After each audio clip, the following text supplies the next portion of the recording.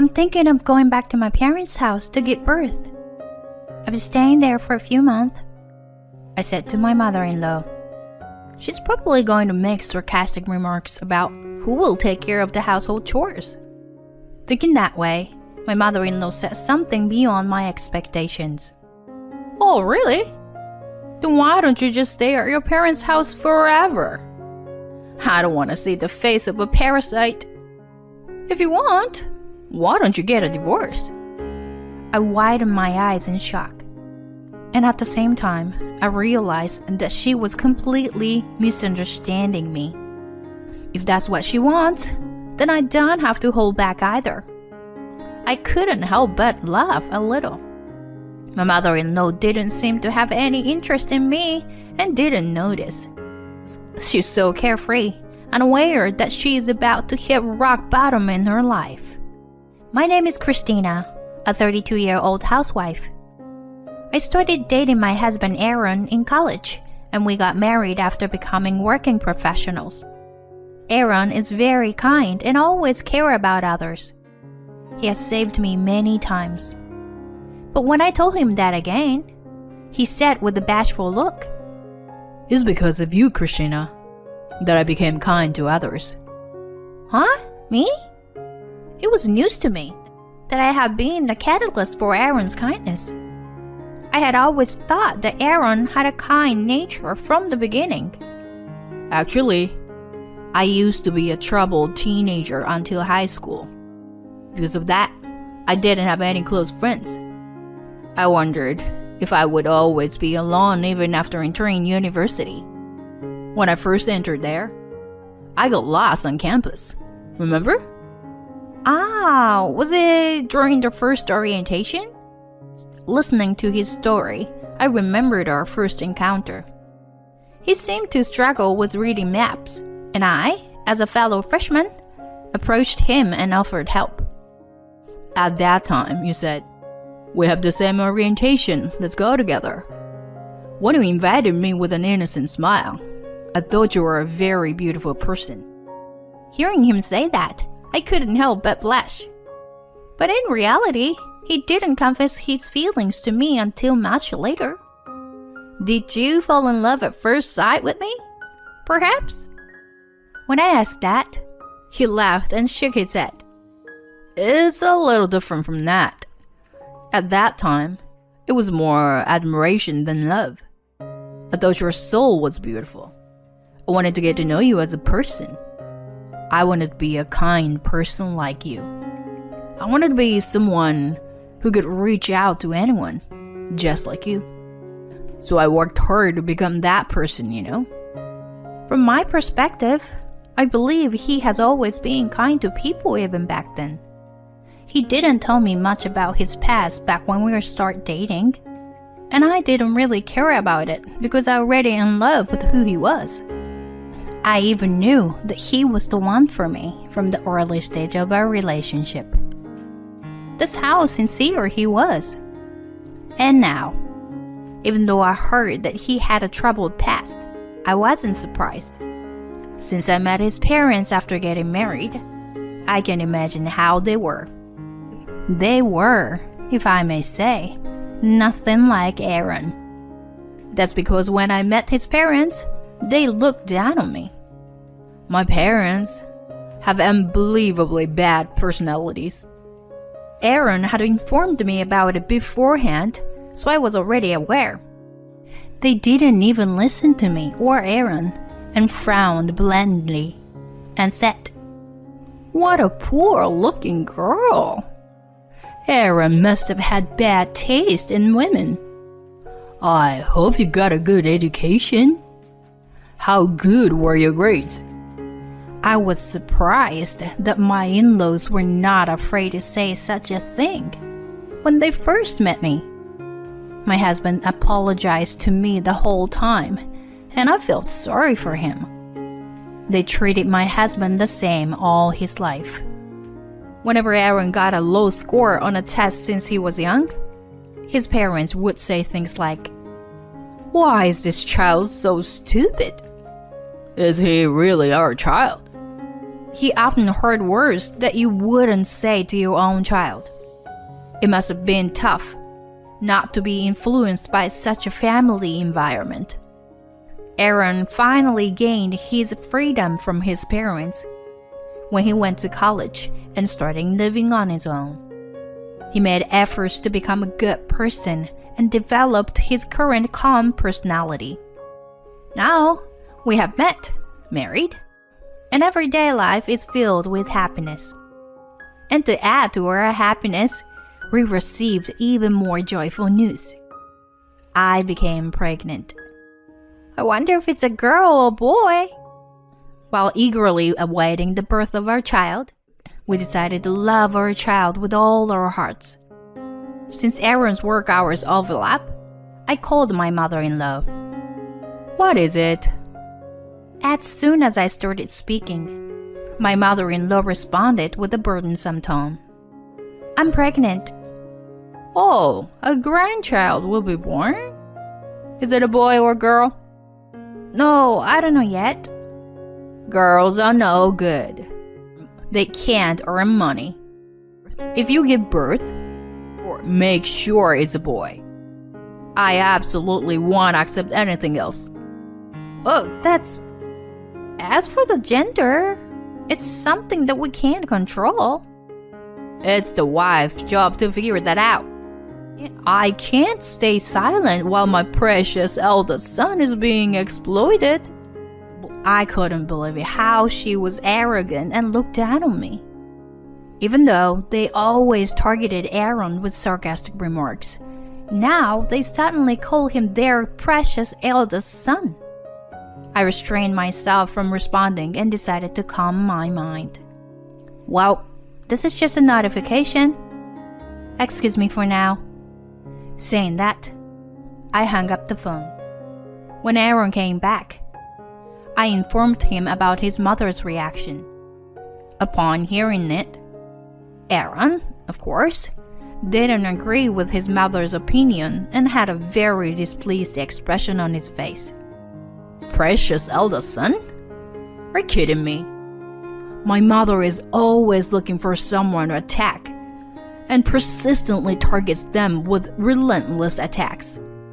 That's why when the target is someone other than me, she suddenly starts calling me that. Anyway, you don't have to listen to her at all." I nodded in agreement. Since my mother-in-law never called us, I thought it was fine that way, but surprisingly, my mother-in-law showed up at our house a few months before the expected delivery date. Even though it's far from her house, she came to our house without any prior contact. She barged into our house and started telling me what to do. "If you can support parasites, then support me too." Am I the parasite she's referring to? As I was close to giving birth and my belly had grown big, I couldn't move much even if she commanded me. "But I'm sorry, but I want to rest, 'cause my belly is already big." As soon as I said that, my mother-in-law suddenly got angry. "What are you even here for in this house? You're just a housewife, right? Then take care of me and Aaron. You useless person." Both Aaron and I were taken aback. "Cut it up, Mom. If you plan on biting Christina any further, I'll kick you out of this house right now." Being reprimanded by her own son, my mother-in-law quieted it down for the time being. However, she still gave me sharp glances as usual. It seems that she had a fight with my father-in-law and left the house. My mom is relentless. If it continues like this, it will stress you out. Maybe it's better for us to escape from my mom. How about going back to your parents' house for the delivery? What Aaron said made the most sense. The most important thing for us right now is the baby in my belly. Yeah, I think that's the best option. After explaining the situation, my father agreed to come and pick me up. The next day, I approached my mother-in-law, who was lounging on a sofa. I've decided to go back to my parents' house to give birth. I'll be staying there for a few months. Thinking that she would say something unpleasant again, my mother-in-law smirked and spoke. Why don't you just stay at your parents' house forever? I don't want to see the face of a parasite. Maybe you should get a divorce then. Come to think of it, she has always called me a parasite. She probably thinks I've been relying solely on Aaron's income. Since I didn't want to have any involvement with my in-laws, we never discussed our income or financial matters. So my mother-in-law must have misunderstood the situation. Well, I should get going then. After that, I returned to my parents' house as planned. Aaron finished work on the weekend and joined us at night. It seems like your mother intends to rely on you completely, Aaron. That's why I think she'll keep clinging to our house. I share my thoughts with my husband. He had a troubled expression on his face. That's when I made a suggestion. I think we should sell the house. My words surprised both Aaron and my parents. In fact, that house was a gift from my grandfather when I got married. By the way, my grandfather is a well-known real estate tycoon in that area. He dotes on me a lot. When I became a working adult, I was entrusted with managing my grandfather's real estate, so the house is under my name. If I explain the situation to my grandfather, I'm sure we can sell it quickly. So I told my grandfather about it. And I can't believe it has come to this. Your husband's parents were also living in a property I manage, I think. They hurt my precious Christina, so they deserve to face consequences. Don't worry, leave everything to me. He had a wicked smile on his face. And in reality, the eviction process finished surprisingly quickly. Aaron was present during the eviction. Your grandpa is amazing. He didn't just bring real estate people, but also strong masculine guys with him. Those guys swiftly moved all the belongings out. And your grandpa shut my mom up by saying, "Isn't my granddaughter indebted you?" And, oh man, he was so cool. He excitedly shared the story with me. It seems like my mother-in-law hurriedly returned to her house. However, since my grandfather got involved in this incident, she called me. Hey, Christina, why do I have to be kicked out? Moreover, selling Aaron's house without permission is a crime. No, that house belongs to me. What are you talking about? That house was a wedding gift from my grandfather. So, you have no right to kick me out and continue living there. Taking this opportunity, I decided to tell her everything. Besides, I do have my own income. What? You've just been staying at home all this time. I have passive income, so I don't need to leave the house often. Passive income? I own some apartments and parking spaces, you know. I work more than someone who suddenly intrudes into other people's homes and treats a pregnant woman like a servant. Don't you think? You? That's not something you should say to your mother-in-law. Aaron wants to talk to you, so let me put you on speaker mode. I handed the phone to Aaron. Aaron, you should leave that arrogant and useless wife and come back home. My mother-in-law was panicking, and her voice sounded odd. Mom, I've made up my mind. Aaron? I'm cutting ties with you and Dad. Huh? What are you talking about? Aaron glanced at me briefly. This family with Christina is my true family. So I no longer consider you and Dad as my family. I don't want to have anything to do with you anymore. Aaron, don't say such things. What will happen to us if you don't support us? You're still the same, Mom. You and Dad always lived your lives only for your own reasons. Even though I'm related to you, I didn't always feel like family. And I didn't want to feel like family. That's why I left home and really came back. So what? It doesn't matter now, does it? Doesn't matter now, huh? Mom, I even feel sorry for you now, you know? Maybe I should have done this a long time ago. Cut the crap, Aaron.